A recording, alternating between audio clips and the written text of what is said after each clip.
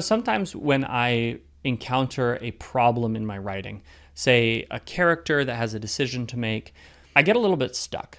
I don't know what the best decision to drive the story forward is. And that can be really frustrating for me.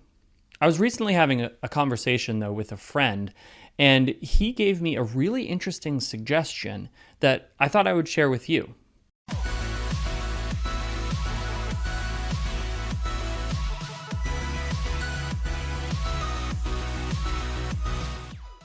My name is Seth. I'm a full-time fantasy author with over 20 books written, and I make these videos because I remember how confusing it was when I started out, and I don't want you to be stuck in that same place. So I have this theory about why we get stuck creatively.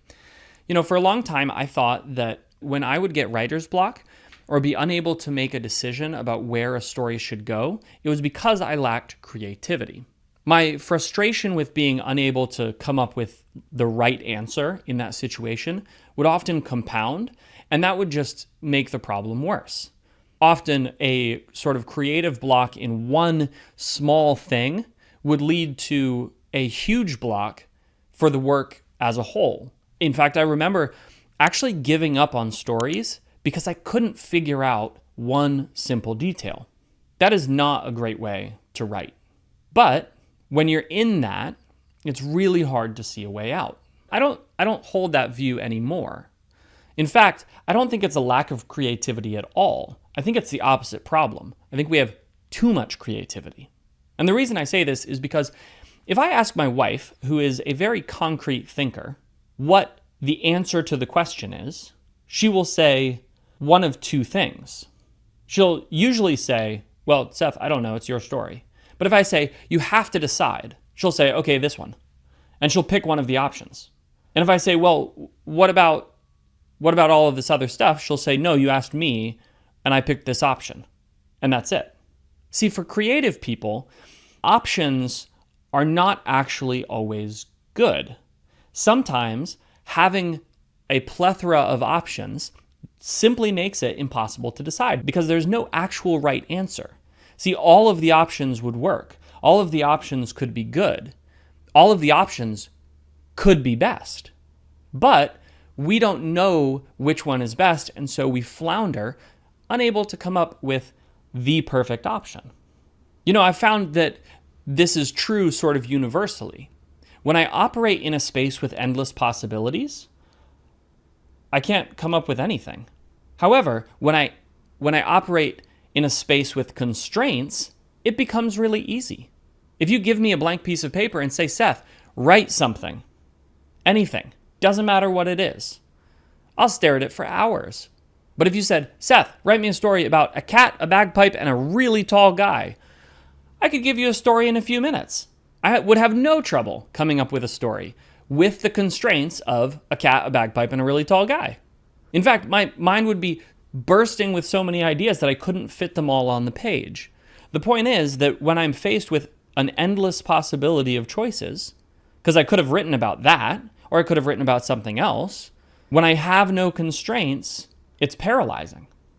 But as soon as I start putting constraints on what I'm writing, well, all of a sudden, my mind starts making connections, because that's how humans are wired. What I'm trying to say is that creativity is not stifled when we set boundaries, but it's actually enhanced. So what does this have to do with the conversation that I had with my friend? Well, I was talking to Eric, who is a fantastic writer, by the way, and I'll link his books down below so that you can check them out. And we were talking about what you do when your ideas seem to dry out, and you can't decide what would be the best option for moving your story forward. He had a great suggestion. Why not just let the universe decide? Why not allow fate to dictate? And now part of me recoils at that. Part of me is like, but then it's not going to be my story if it's just random. But that's not true, because I could give every single one of you a random prompt and you'll come up with your own story. In fact, that's something that I absolutely firmly believe, that all of us have an infinite number of unique stories inside of us. And so it doesn't matter if we let fate decide, because it's going to be your story whether you like it or not. But how do you actually do that? Well, it's simple. You roll a die, you flip a coin. You simply leave it up to chance what actually happens. So on a practical level, you would list out maybe 3 or 4 possibilities, and then you would roll a die to determine which one is going to be the idea that you use. Or maybe you set up a bracket and you flip coins until one is the clear winner. Now, the reason this is such a genius idea is because often during this process, you'll have an emotional response to ideas winning or losing. And if that's happening, then all of a sudden you have some clues as to what your gut instinct is on which are going to be the best. But even if you don't have that gut instinct and you simply choose one randomly, the very act of adding the boundaries, of adding the constraints to the question is going to help you tremendously. Because the truth is, there's no right answer when deciding what should happen next in a story. There are only well-executed and poorly executed stories. And so as you flip a coin or you roll a die and you let the universe decide what the next thing in your story is going to be, you'll find that your mind turns from the blank space of endless possibility to a concrete problem. How do I make this thing work for my story? I think this is a fantastic tool for helping you get over those moments of hesitation when you're stuck. In fact, I would recommend that you keep a die or keep a coin on your desk at all times. And if you get to that point where you start hesitating, you start saying, I don't know what should happen next, randomize it. Don't wait. Don't let yourself dwell in sort of that stuck place, but keep your momentum going.